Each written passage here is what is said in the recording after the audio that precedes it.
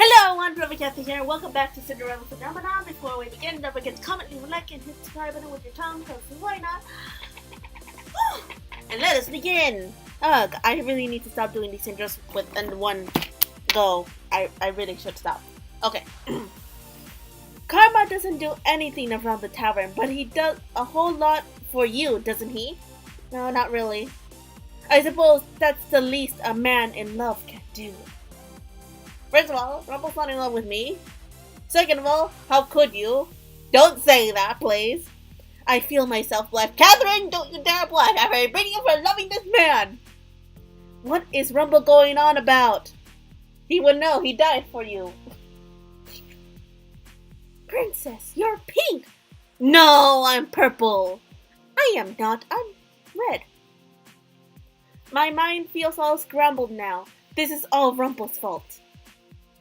Thankfully, before Rumple can continue talking, the door opens and Delora walks inside to call all the Martian boarders into the reception room. Alright. When I step into the reception room, I am surprised to see two familiar figures standing before Faye. Hey, it's Emma and Rod! Emma, I haven't seen you in a while. How you doing, girl? Good? I hope so. Both of them look downtrodden and discouraged. Downtrodden? Learner. What's it for? Everyone is notably shocked as they step inside. The prince and princess? Where did they come from? What is happening at the palace? It's being overcome by Sir Alcester, obviously. What of Queen Ophelia? Who? Oh yeah, was it? Oh, the mother, the foster mother. We need silence in the room, everyone! Delora raises her voice, effectively causing everyone to pause. She glances at Buffet, who nods, and then turns to look at Rod and Emma. Princess Emma, if you would tell everyone what you told Delora and I. The room is unnaturally quiet as Emma begins her story. She starts with the events of 1 week ago. Seriously? Only 1 week? In the middle of a family dinner, Alcester bursts in with soldiers and seized her, Rod, and Ophelia in front of the king. I forgot what voice I gave you. I'll do one similar to Parfait. Alcester said that if the king didn't hand over his crown, he would kill us. Oh man, no! Oh, I know what voice to give you because I forgot what your voice I gave you. I'm gonna give you a new voice. Yay! We have no idea what a coup would be staged. That's a fun voice. The three of them were taken down to the prison cells, with Ophelia taken to a separate cell. Sir Fitzgerald helped us escape, but only just barely. Fritz, are you openly disobeying your father? Maybe. I hope that he is safe. Sir Alcester wanted to kill the king. I'm sure that he still would. Batman! I can't do Batman. I'm sorry, Rod. You're stuck with that Batman voice now. My terrible Batman impersonation. But he has no reason to. The king has already handed over his crown. I speak before even realizing. Everyone stares at me, including Rod and Emma. Alcester is a foul man. I only think he usurped the throne now without violence because he wants less resistance from the people. He never spoke up to my father before. Did you just say, father? No, I said, it's a long story, Em. Em looks between Rod and I, her expression confused. You guys know each other? We do. Emma looks like she wants to say something, but she remains silent. My mother is still inside the palace. We need to, save her somehow, and Sir Fitzgerald too, I guess? What happened to Fritz? We don't know. He helped us escape, but we were spotted at the last minute. He told us to run ahead and leave him behind. We didn't, see him again after that, and we couldn't just wait, so Rod brought me here. Right now, we need to piece together this situation as quickly as we can, and then we need to figure out a way to save the king. I know Alcester was up to something, but I never thought it would escalate into this. Jurian, what do you know about this? Garland and I weren't stripped of our titles because we disobeyed Alcester's orders. It was because we overheard Alcester's plotting something and tried to tell the king of his plot. And we didn't make it, apparently. We gave him a warning, but the king did not believe us, not with Alcester and Mythos whispering in his ears. Wow. The king didn't think Alcester was possible of such betrayal. He thought we were trying to turn him against Alcester for our own gain. Wow, that's sad. And so Alcester stripped us of our titles and banished us from the palace. Lady Parfait found us, and while we were happy to help out at the tavern, we also intend to eventually do something about the mess in the palace. So Alcester has been planning to do this all this time? That's pretty scary to think about it. When we part for the night, Parfait and Delora take Rod and Emma to a room that they can share.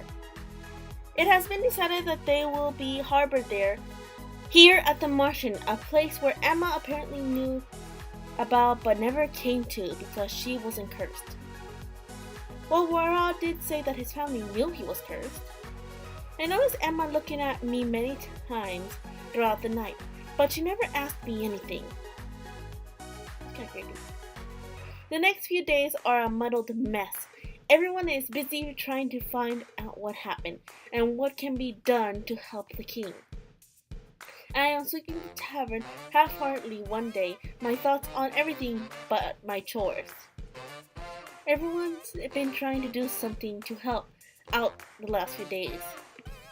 Though I've only gone on quite a few trips into town with Claude to search for information, I haven't been able to find much. I feel so useless. It's okay, Catherine. We can be useless together. I am finally on my break, so I decide to go into the reception room to rest. When I step inside, I notice Emma sitting on the couch. She waves me over as soon as she sees me. She hasn't really openly spoken to me since she has been here. Parfait and Delora have been trying to hide her so as to not cause a ruckus in the Martian. Rumors are dangerous. You're like Catherine, right? Yes. Rod told me about your curse. He said that you were the king's blood daughter. I can't believe it because you look nothing like him. I'm like really sorry. I am shocked by Emma's sudden outburst. What? I don't mean to, but I took your place. How could I forget my own, sister? We're not blood related. That doesn't matter. I would love you regardless. Emma was always trying to take me out and do things with me back when I was still in the palace. I distanced myself from her because I thought the king loved her more than he loved me. I still think he maybe does. We weren't close. I barely spoke to you or to Rod. Didn't he tell you that? He did. But perhaps we can turn over a new leaf? Emma is stubborn as always. I have more things to worry about than being her friend. I have to go.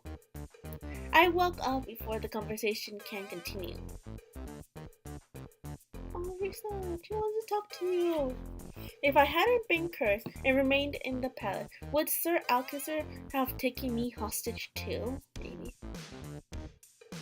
I guess we'll never know. The hours tick by, and as the tavern is emptied for the day, Delora calls everyone together to explain that she and Parfait have pieced together about the situation. Alright everyone, We've come upon some new information. Huzzah. The first is that Alcazar has cracked down on the riots in town. Anyone seen protesting his rule is thrown in prison. The king always valued the people's opinion. Alcazar does not want opinion. He only wants to rule with an iron fist.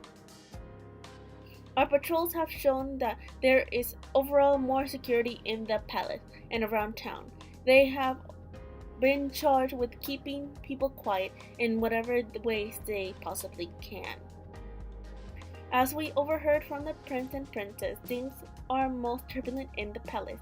The king is still alive, but it is unlikely he will stay that way for very long.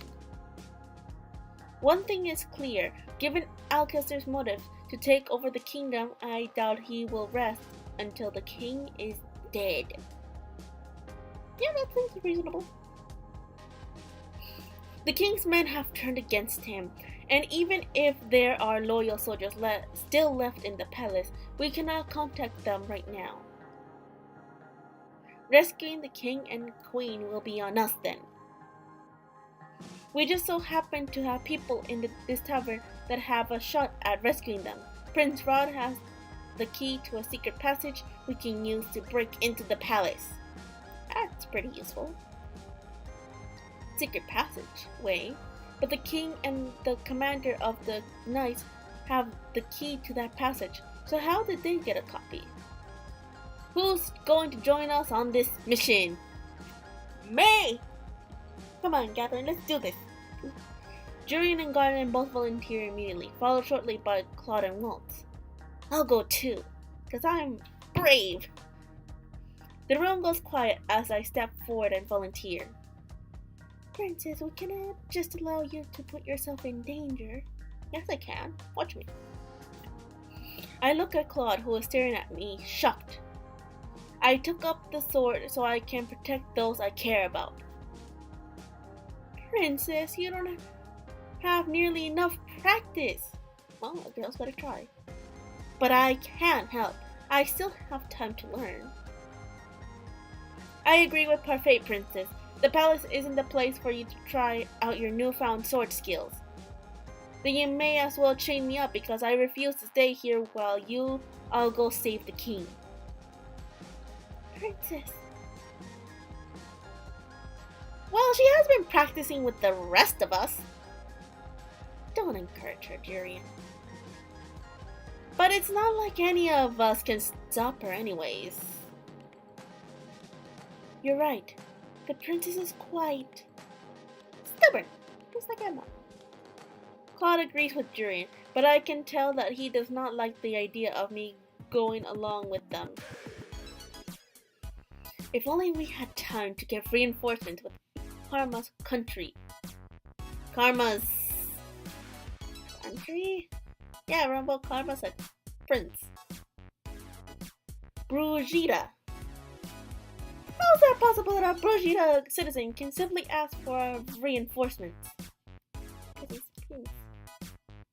Claude is the crowned prince of Brujita. There is some shuffling in the room as everyone turns to gawk at Claude. Rumpel, Anise, Rod, and Emma all look shocked by this revelation. You're like the lost prince? Lost prince? It sounds like such a tragedy, doesn't it? Annie suddenly looks distressed as she fidgets her thumbs. All this time and I never knew. I'm so sorry, Your Highness. There's no need for formality, Anise.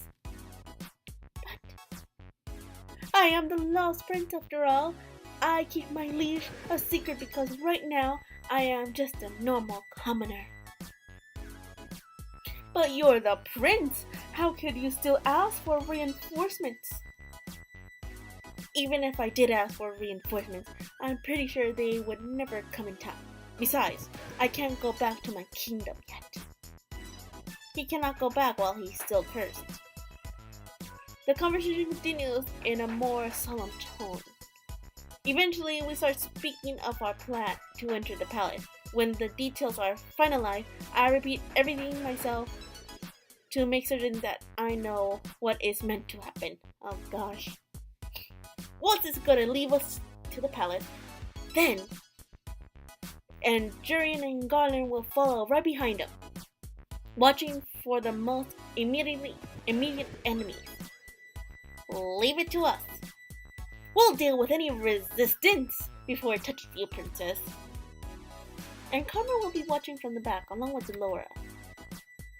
I'm watching a prince for backup? Delora smiles wryly. Claude rolls his shoulders.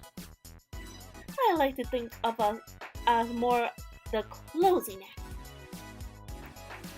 Though if all goes according to plan, we will have no need for either the opening or closing act.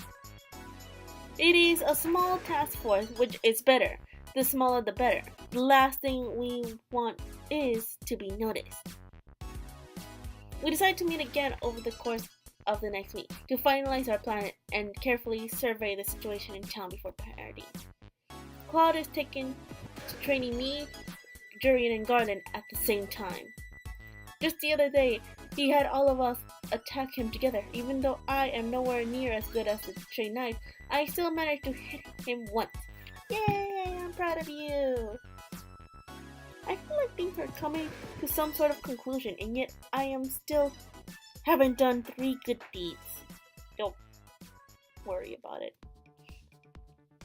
Today we finalize our plans for getting into the palace. We have mapped out where the king and Ophelia must be in the prisons, where the guards might be positioned, and how we plan on sneaking in.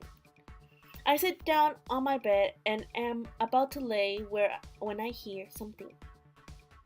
Hello, love. Oh gosh, it's this guy again. Why are you dressed like that? My, you're red. Were you thinking about me? No. I noticed that he has one hand on his chest tonight, but then he has been doing that more often lately. I notice it during practices and sometimes when I catch his eyes. Is he sick? Oh no. Darling? I shake myself at the sound of Claude's voice. What if I was changing? You could have knocked. Well, you didn't seem to have a problem when you walked in on me, changing without announcing yourself. That's different. He strolls inside and steps closer to me. He smiles at me mischievously. Oh, how so? I don't know. Honestly. Cat got your tongue? Claude shakes his head, his smile softening.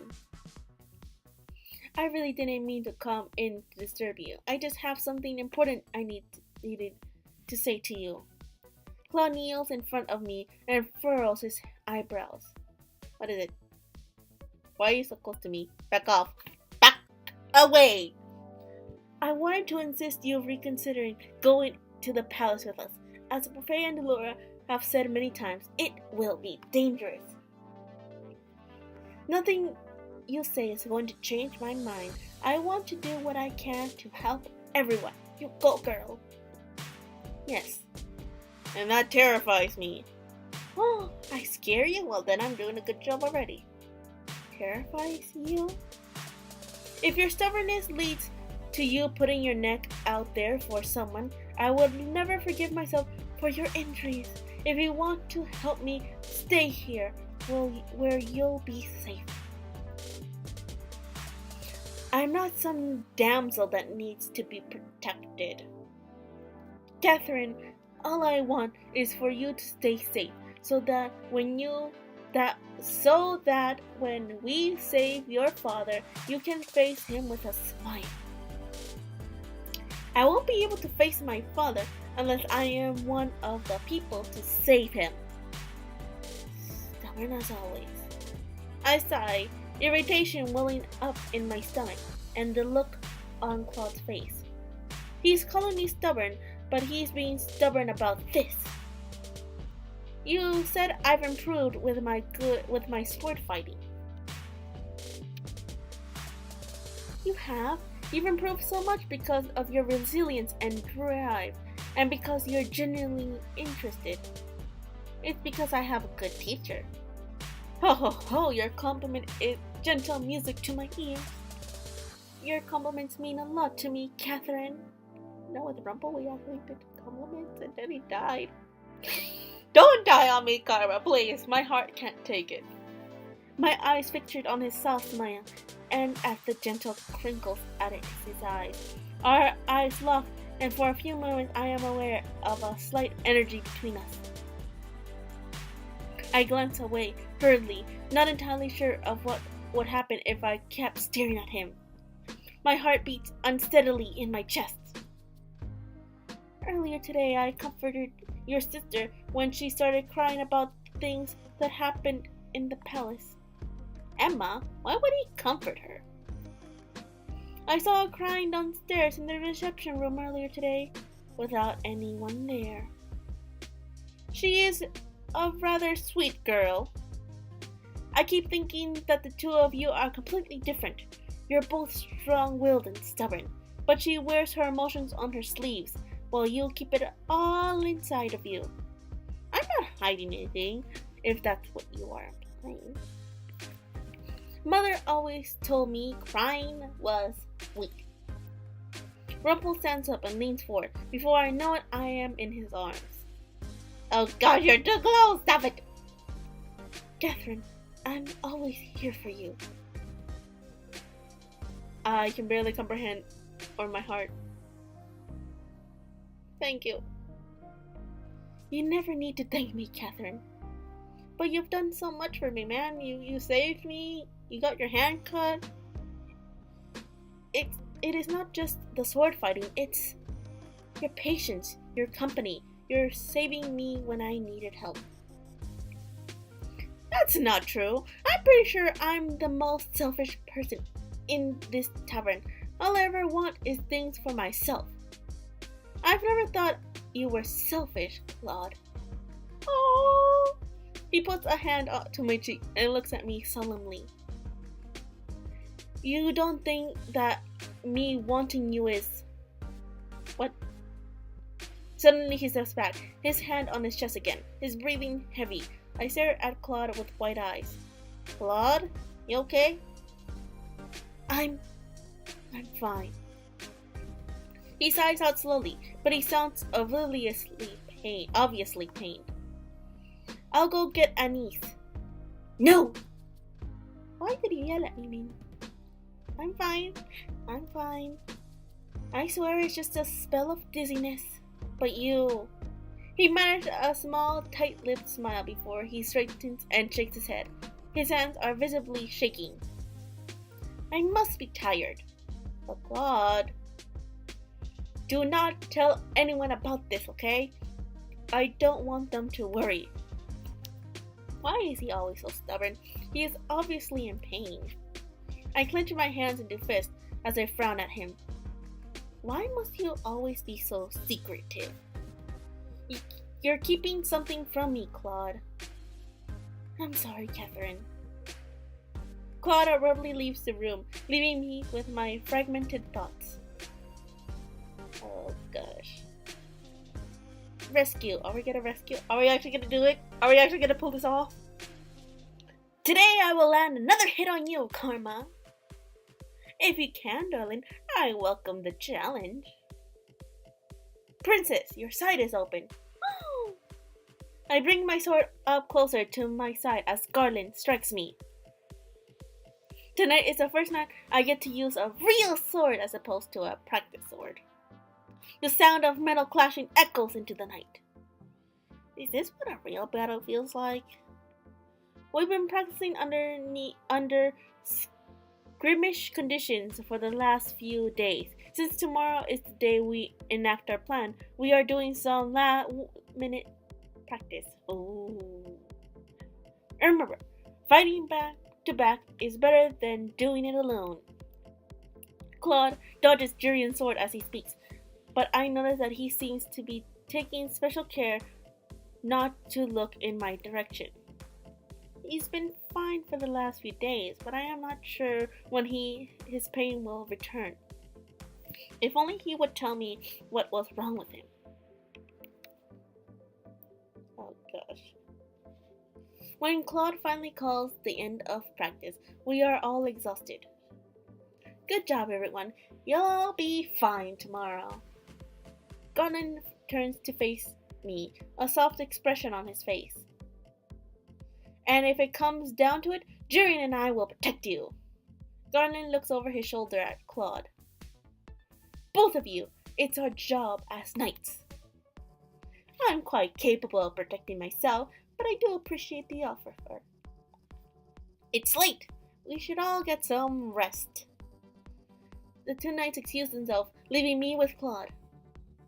Catherine, you should get to bed. But you're paying. Princess. I have a feeling I won't sleep much tonight anyway.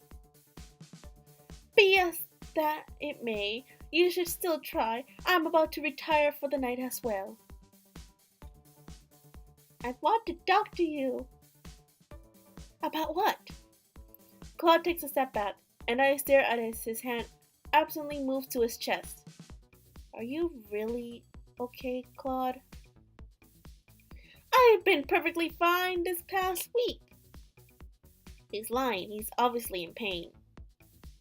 Why do you have to keep your pain a secret? Oh, why won't you talk to me? I've told you before that some things are better kept a secret, Princess. Claude sighs out and leans forward to set a hand on my head. Catherine, promise you'll stay behind me if we're attacked.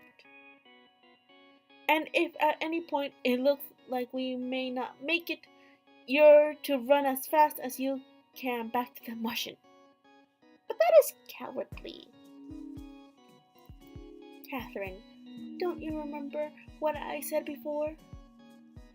Sometimes running is the right thing to do. Never run into an impossible situation. Instead, live to fight another day. Promise me you'll stay behind me. Please, Catherine, give me that peace of mind. Fine. If it will make him feel better before going into this mission, I cannot deny his request. Claude's expression softened as he moves away from me. I'll stay behind you. Thank you, Princess. Let's attempt sleep in preparation for tomorrow. When this is all over, I'll pry Claude's secret out of him. Oh gosh! Don't turn into an animal woman. Okay, we're gonna rescue. We're going on a rescue. Tonight is the night, and everyone is just about ready to go. I cannot get this feeling of foreboding off of my chest. Everyone is gathered close to the door, ready to set off, everyone except Princess! Rumble suddenly appears, Anise coming up to stand right next to him. What are you two doing here? Well, of course we came to wish you good luck, just like everyone else here. We'll be waiting for you tonight so that we can celebrate everyone's return. Be careful. Emma, who has been everywhere with her brother since they came here, is standing right beside him now with a smile. I will pray for your safe return. Her smile wavers, and I can tell she is uncertain. She has the greatest knights of Chaldea, 2 witches and a prince. She'll be fine. Rod's response are curt as usual, but I cannot help but notice the hesitance in his voice. Even though he stares at me without expression, I think I can see a tinge of worry in his eyes. Rest assured that we will keep the princess safe. We're not gonna let Alcester get away with what he did to Aguilera and its royal family. Parfait steps forward last. She and Delora glance at each other, and I feel as if some secret message bounces between the two of them. Delora nods ever so slightly before Parfait turns to the rest of us. Her eyes eventually fall on me. You've changed since you've been here, Princess, but your dedication and resolve never wavers. It has always been there, just beneath the surface. stubbornness or resolve? It is as if Parfait is able to read my thoughts. She smiles as if she sets a hand on my shoulder. Your dedication is very much like King General's. You are proud and honorable, and always take steps in the right direction. That is why I know you'll be back tonight. Thank you. At least someone believes in me. Just as Rumble said, we'll all be waiting for you. All of you. Stay safe tonight. I nod my head as everyone gathered around begins to repeat their heartly goodbyes. It is Delora who walks away first. We all follow behind. The night has just begun. Oh gosh, I'm nervous. On our way to the palace gates is uneventful, but we pause some distance away from them to take shelter in a nearby alley. There are knights everywhere. Waltz points to what looks like a regular section of the wall. There's the hidden door to the tunnel. If we have time it right between the night patrol, we should be able to make it. On my signal. What's the signal? Claude puts a hand on my shoulder and squeezes. It is an abrupt gesture that doesn't last long, but the motion calms my nerves somewhat. We will be fine. Oh wow. Our footsteps echo in the tunnel. Standing in front of me are Jirian and Garden, who are flanking Waltz. Delora stands beside me, and Claude is at my back. This small tunnel makes it seem like we brought a lot of people. This way. We silently follow Waltz's instructions.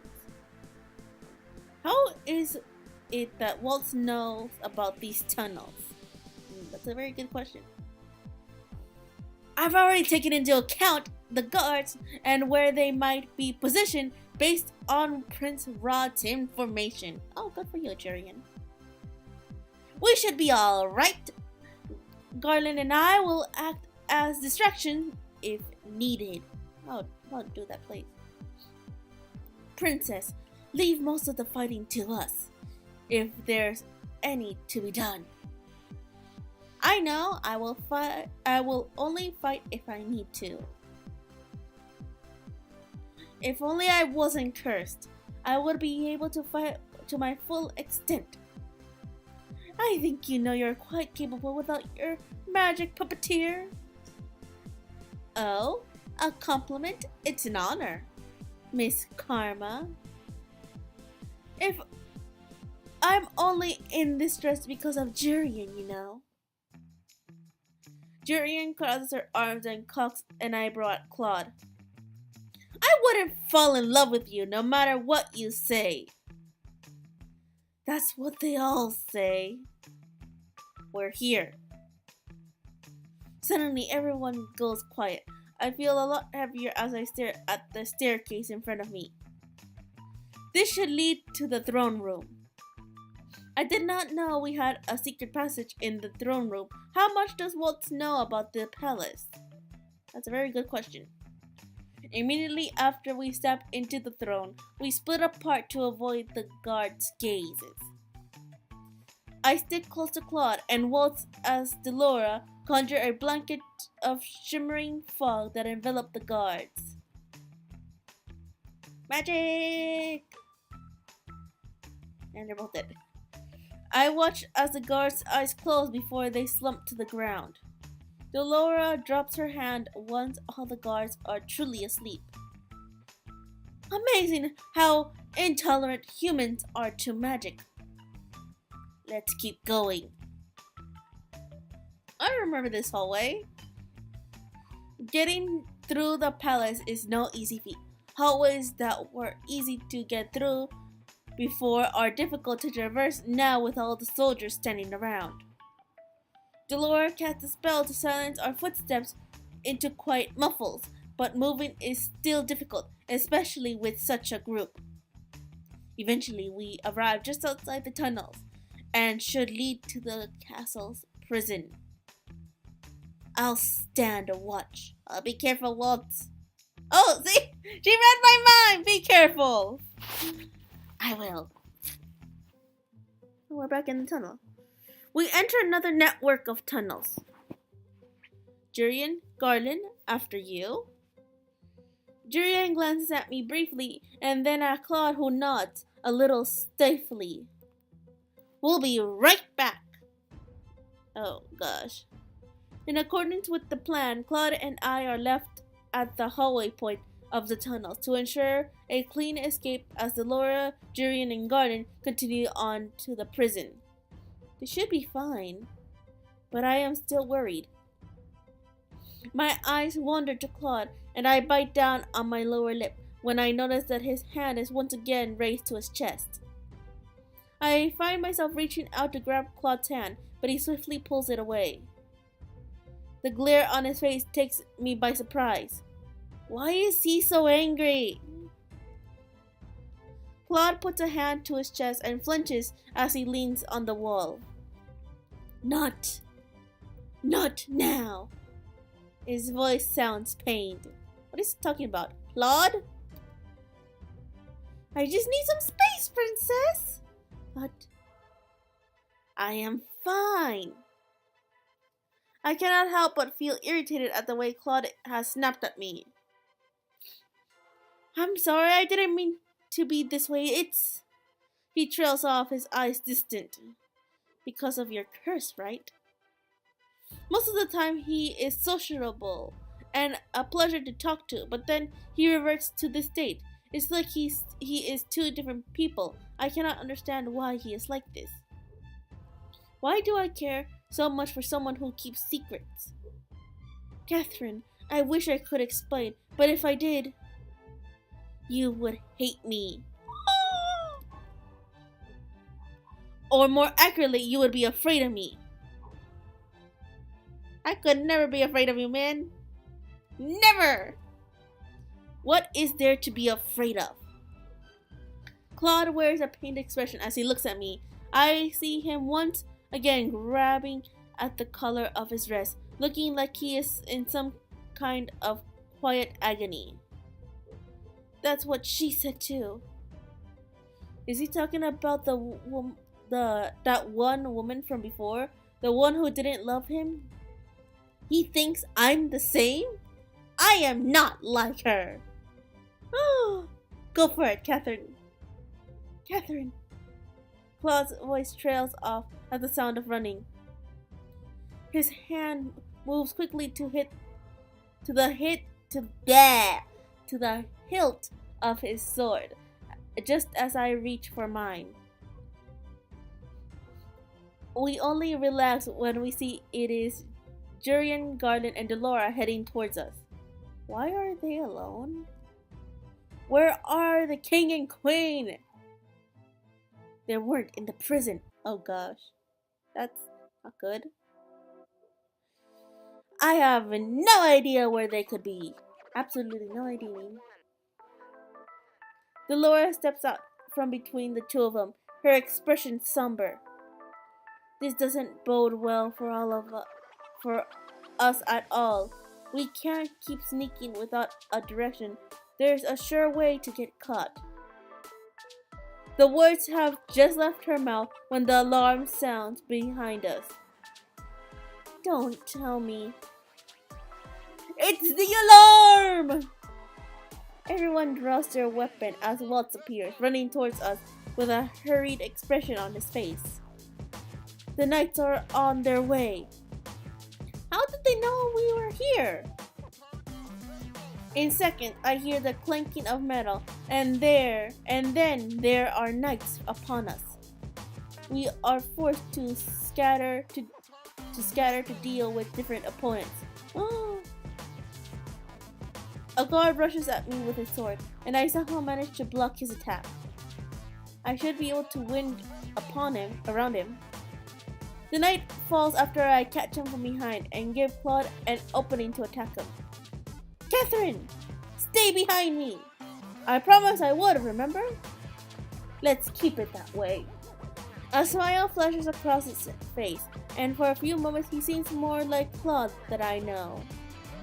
Oh gosh. A knight managed to separate Claude and I, leaving me by myself. He grabs my arm. Unhand me! What was that? I watch in shock as a shimmering fog surrounds my attacker, his eyes closing as he slumps to the ground.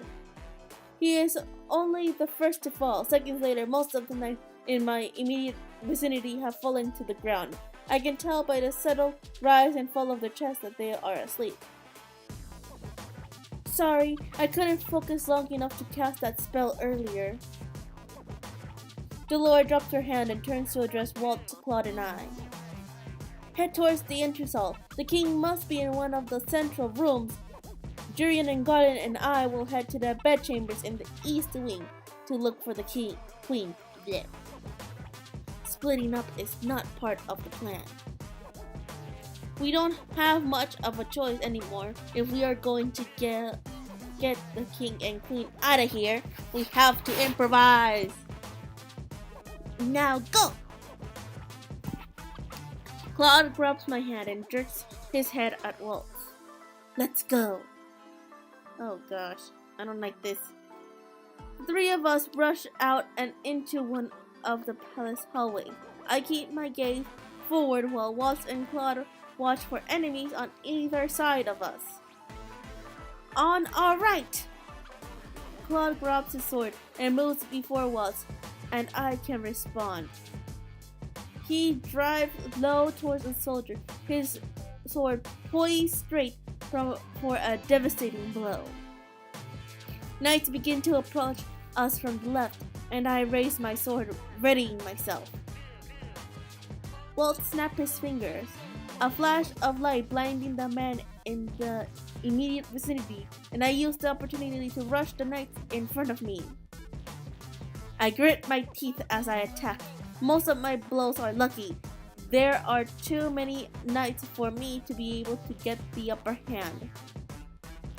There are so many of them. Well, if it isn't the most desirable princess. What was that? I whip around to attack the man that spoke to me, but he is nowhere to be found. Where is he? Who are you? I wonder. Catherine! I turn and see Claude running towards me, a panic expression in his eyes. I take a step towards him when a masked man suddenly blocks my path. Who are you? I raise my sword, but the masked man taps his cane on the floor before I can swing. An incredible pressure blasts out from the cane. It shoves Claude to the floor and blows me backwards. Oh, that's not good. I hit the wall hard and my vision darkens. Oh gosh. Catherine, hang in there. Claude. Hang in there, girl. Where am I? Why can't I see anything? My head hurts. Rise and shine, Sleeping Beauty.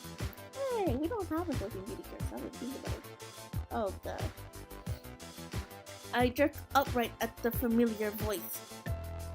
You're the man who knocked me out! The man laughs as I blink, as I try to pinpoint the direction of his voice. Did he blindfold me? I command you to take off this blindfold. I don't take orders from princesses that no one remembers. Oh, but I am a gentleman, so I suppose I have to heed a lady's request. The blindfold is abruptly pulled off, and I flinch at the sudden brightness. Oh, we're here. Why, hello there, princess. My captor looks at me, amused. He wears a crooked grin on his masked face and a cape on his shoulders. Who is he? My eyes wander to the throne, and I cannot help but gasp at what I see. The king is strapped to the throne, hands bound, mouth covered. Your Majesty! The king pauses to look at me, his eyes containing a mixture of alarm and confusion. I turn to glare at the masked man. Let him go. No can do, princess, no. Don't you think he still looks regal, sitting on his throne like that? Oh. I grit my teeth as I begin to struggle against my bonds. Struggle all you like. You won't get out of those knots anytime soon. Who are you? The masked man drops an elegant bow. I am called Varg. Varg? What have you done to my father? Me? Nothing. Well, nothing much. I guess gagging a person and tying their hand behind their back counts as something. Are you working for Sir Alcester? I don't work for anyone. Oh, God.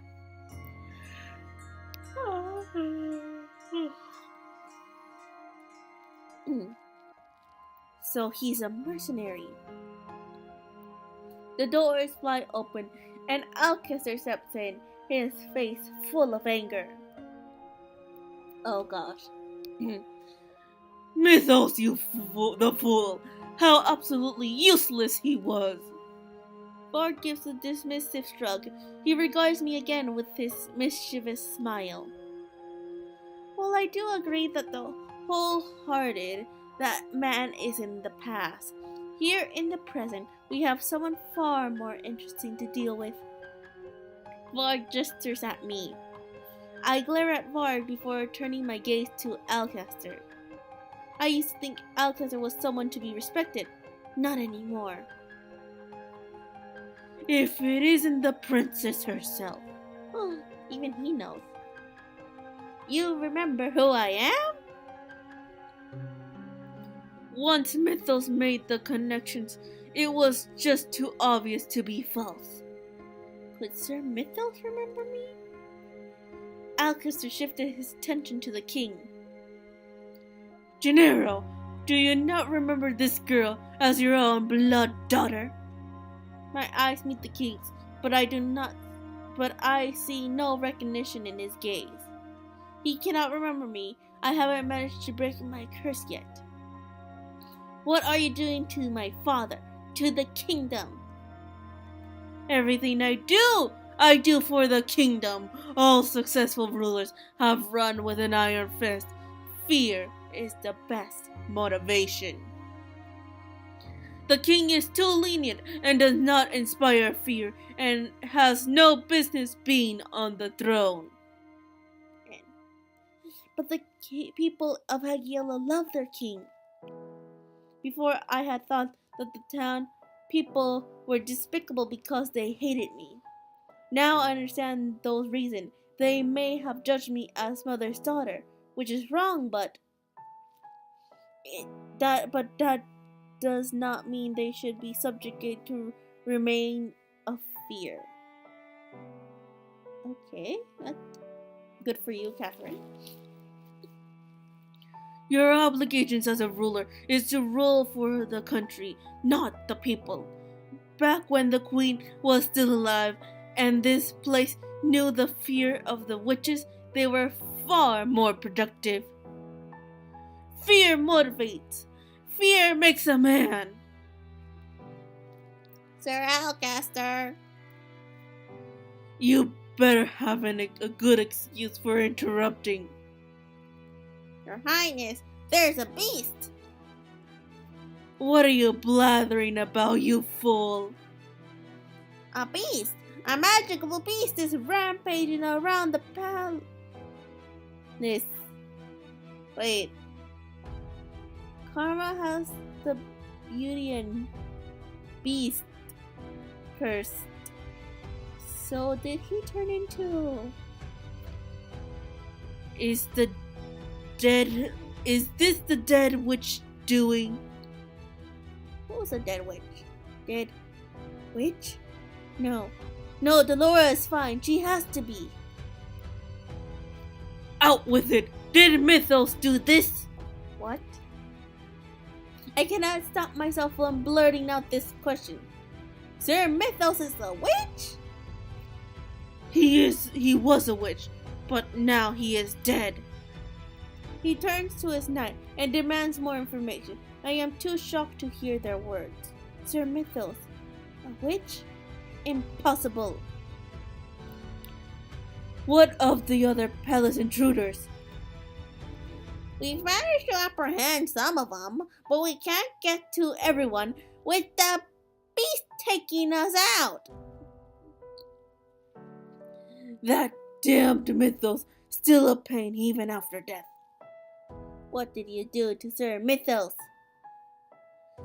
Did you not hear me, girl? He is dead, killed by my hand.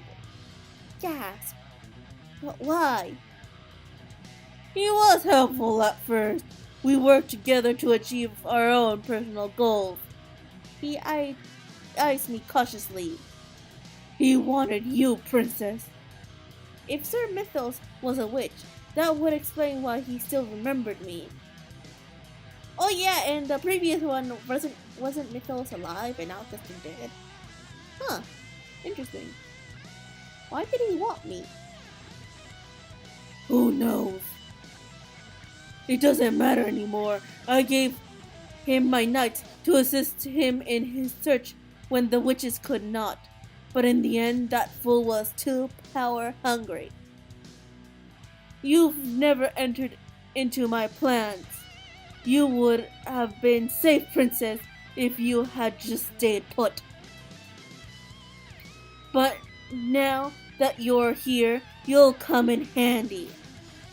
Alcatraz turns back to the knight, who immediately burst into explanation once more. The beast is moving quickly. We don't know how much longer we can keep it from this room. There's a beast in the palace? And it's Sir Mythos doing. I am so confused. And what about the others? Are they okay? Let me go, Alcaster. You are not going anywhere. It sounds like some of your friends are very persistent. They'll be coming for you, and when they get here, I will kill them. Oh gosh, my throat. You, princess, are going to make excellent bait. Oh god. I don't want to be bait though, because if I'm bait, that will make me a damsel in distress. You know, I like this turn of events. Kind of amusing. You, tell me what all of this is. Varg looks unmoved by Alcaster's anger. It is Mythos that summoned this beast, is it not? Then you must know what is happening. You're asking me? Of all people? Ha! As if I would be able to answer any of your questions. You. Oh, I hear it. Varg! It doesn't matter how many times you say my name, Alcaster. I won't have any answers for you. Sir Alcaster turns to me, his eyes manic. Whether this is Mythos magic or magic belonging to one of your friends, I am not going to let it live. Could the Lord create a beast out of thin air? I wouldn't be surprised. Sir Alcaster draws his sword from his sheath and curses under his breath. I squirm, desperate to find some kind of break in my restraints. Bleh, I can't talk. Varg surprises me, however, by reaching down and cutting the ropes, binding my arms with a sword that I recognize. You have my sword! I stand up as quickly as I can to grab the sword from him. That was too easy. I eye Varg warily as his mouth works into a smirk. What are you doing? Why are you helping me? Help? All I did was cut some rope. Besides, I'm curious to see what you'll do with that toothpick of a sword.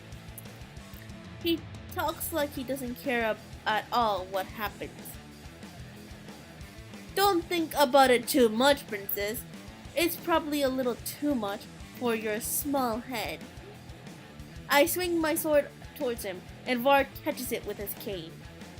That's not good. You really think that I'm the one you should be fighting? Maybe. The door creaks and falls off its hinges. The knight stumbled back, and I hear screaming as loud footsteps sound against the hall's tiles. So what will you do? Run? Hide? Or will the beast kill you too? Oh! It's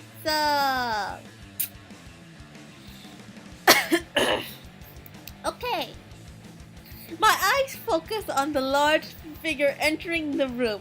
Though I cannot make out the specifics at first, the form grows more distinct. Distinct? I think that's distinct. Distinct. Words. The farther it moves into the room. Whatever this is, I cannot fight it. There is a movement of eerie silence, and then Alcester yells and the knights rush forward, attacking the beast as a collective. The beast throws them off with surprising nimbleness, his rage in every sweep. I dodge away just before a man's body falls on top of me. Over here, beast! Sir Alcester rushes at the beast. I finally manage to get to a clear line of sight to the king, who is still bound and helpless on the throne. The king! I have to get him out of here! I rush towards the throne, but someone stops me dead in my tracks. Saving the king really shouldn't be your priority right now. I grit my teeth and swing my sword at Bart, but he easily darts away from me. I would be watching my back. That is then that I noticed the beast slowly making its way towards me. Why would it be after me?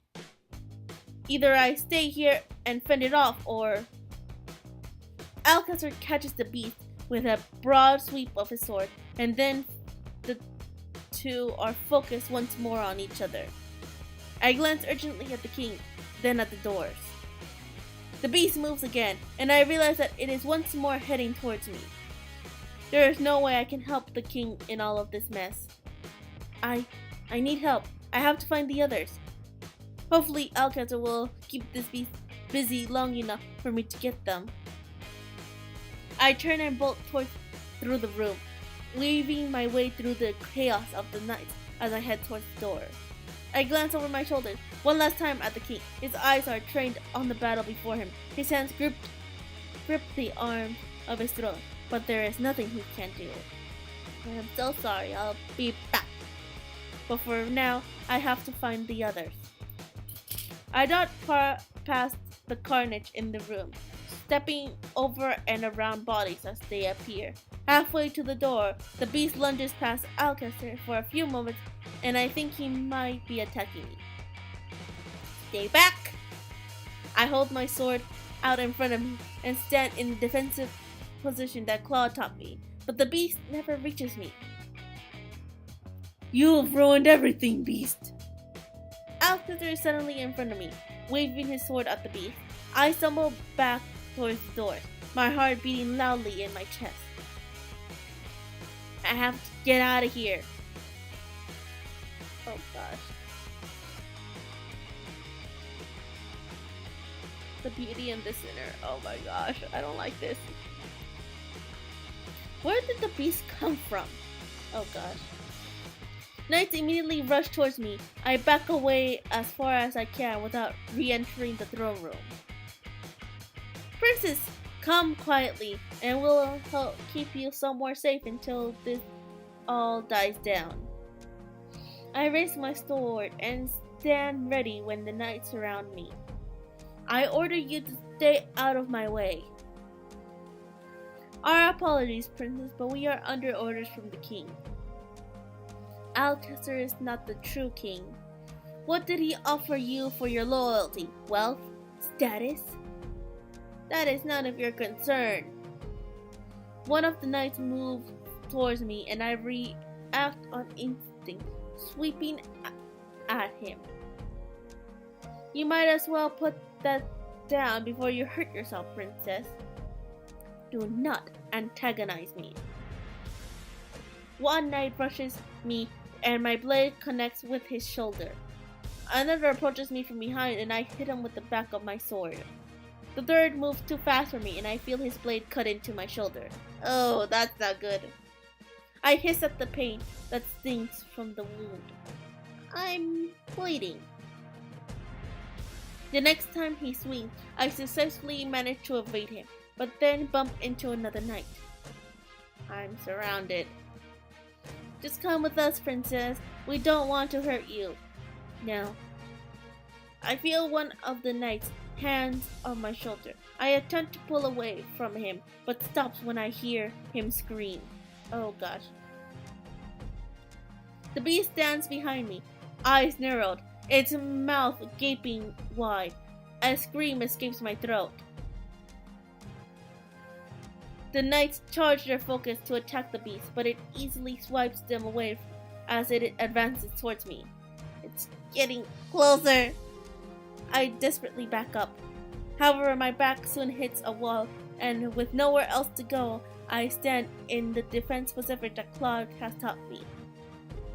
I hold out the sword, and then use it to throw back the beast's shadowed claw as he reaches out for me.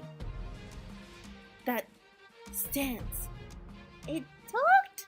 It talks! Stay away from me! Oh gosh! The beast moves towards me again, and I stumble in place, struggling to hold my ground. Please. A knight throws his sword, the blade impaling itself into the beast's shoulder and giving me an opening. The beast's wooden arm swings into my reach, and I lash out with my sword, managing to draw blood. Princess! Dolores would never create a beast like this. This has to be Sir Mythos' doing. An attacking knight catches the beast's attention, and I do not wait. As the beast turns, I raise my sword and manage to slide it deep into the beast's chest. Catherine, I don't know if I should.